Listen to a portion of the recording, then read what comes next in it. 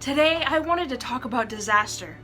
Disaster does not have to mean defeat.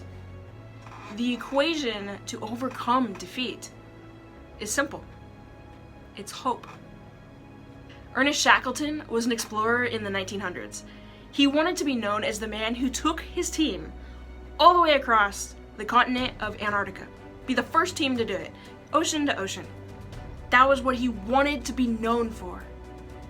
He is not known for that. He didn't succeed.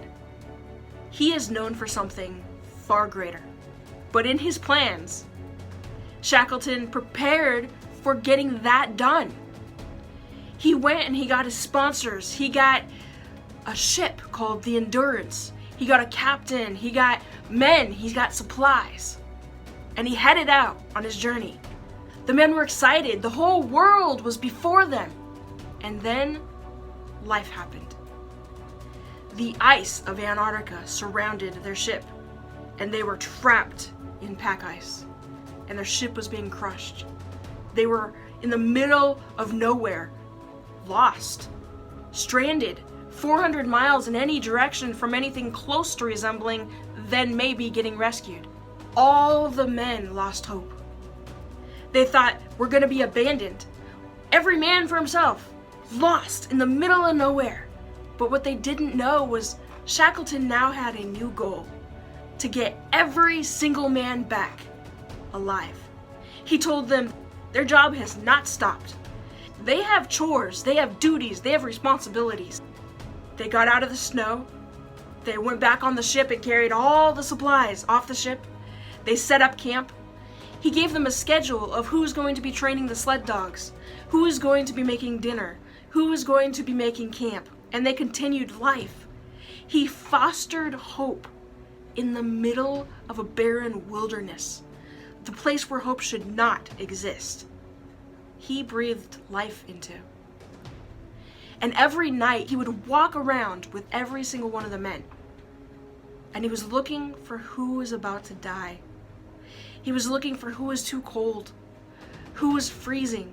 The nautical law was when a man is freezing, you give him a warm glass of milk. However, if you hand a man a warm glass of milk in the middle of a frozen tundra, you're telling him he's dying. Shackleton didn't want to do that. What he would do is gather all the information: who was weak, who was broken, who was weary. And then he would walk to the center of camp and he would raise his own glass and he would invite everyone. Join me. Let us all partake of warm milk. And in doing this, no one knew who was weak and who was strong.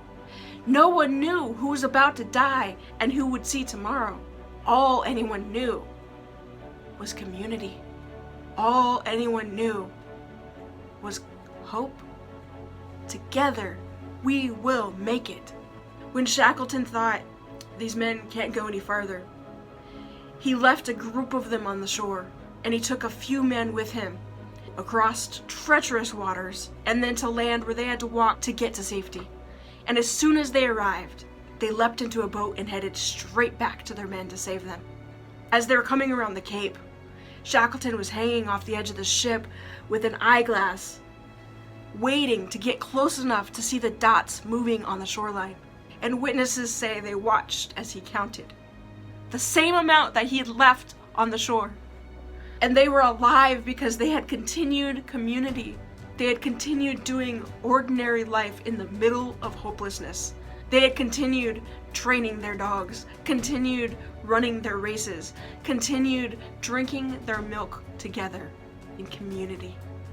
As they were rescued and taken on their ship back home, they arrived. They heard the news another ship was destroyed. They all immediately gathered together and got back on the ship and headed out to sea. They refused to leave those men to their fate in the darkness. Instead, they said, we were bringing community. We are bringing life. We are bringing hope. We are bringing warm milk. Let us all partake. If you have been in a shipwreck, and you know the cold and scary frozen land, please know that you are not alone. We are gathered around here together, rising up and saying, all of us, together, let's have some more milk. Because together, we are never alone.